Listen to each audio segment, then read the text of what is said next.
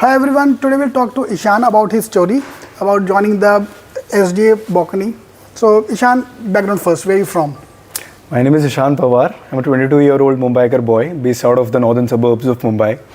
By profession, I am a pharmacist, and as a lot of students might be having that question, yes, I am a fresher, but that does not make me any less competent than my entire batch. I've compensated by pursuing varied internships, be it in the role of operations, be it in the roles of sales and marketing, or be it in my domain of pharmaceuticals as well. We'll come to that point because that's everyone's question. Ki I don't have experience. Will I be selected or not? We'll talk about that.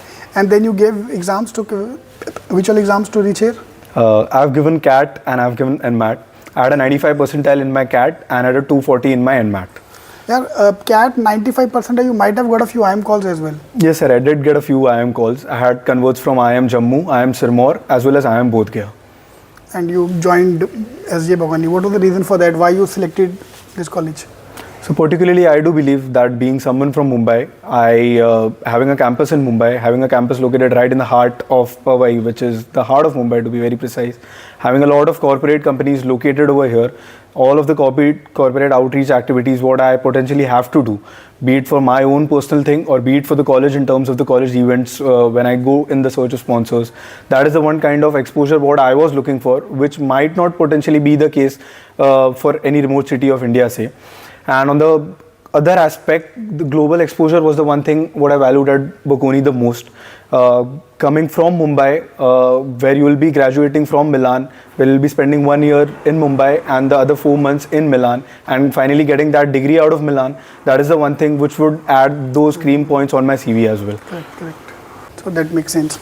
So when we talk about phase 1, so phase 1 versus phase 2, the only problem which I have, only doubt I have is as a student is when I want me to apply before the CAT result is out. So what advantages I'll have if I applying now for the phase 1? So particularly since the CAT results are not out yet and none of the colleges have actually rolled out their admits till now, the only advantage is if 10 people are applying in the round 1, 30 people will be applying in the round 2.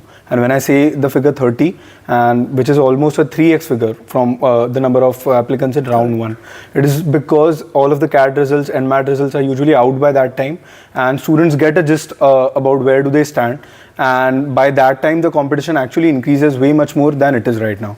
Correct. So conversion rate is more than in phase 1. Or is there any kind of a advantage also, any kind of a preference given by the college as well, or is they neutral? College will be neutral to everyone if they're no. College is absolutely neutral towards everyone. But end of the day, it only depends on the kind of applicant pool you are targeting today. Competing in a small classroom of 10 versus competing in a classroom of 100, and to crack a scholarship, to crack a tuition waiver, competing with a way larger batch, it has its own pros and cons as well. Correct. So when we talk about the scholarship, so do I need to have a good profile? What do you mean by a profile? Or what kind of a profile are you looking for when you roll out the scholarships? Particularly, sir, we have tuition waivers as well as we have scholarships in our organization. The tuition waivers have a bracket of 0%, 30%, 50% and 80%. And the scholarships are awarded on the basis of varied categories. The one is the Dean's List Award. The one is one which is given to women in leadership, for particularly women who have been entrepreneurs in their past. And we also have specific awards allocated for cultural or sports category as well. So if you have a good profile, good extracurricular activities, you have a chance to get a scholarship. Yes. And if you are academically good or you have a good work experience, then you have a chance for the tuition fees waiver. Great.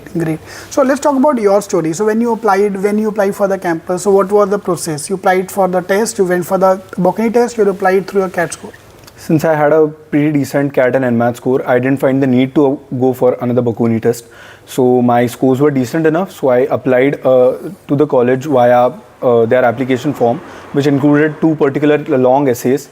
And when I say those essays, the essays are a depiction of your entire life, the journey which you have lived right from the start of your life to the point where you are at right now.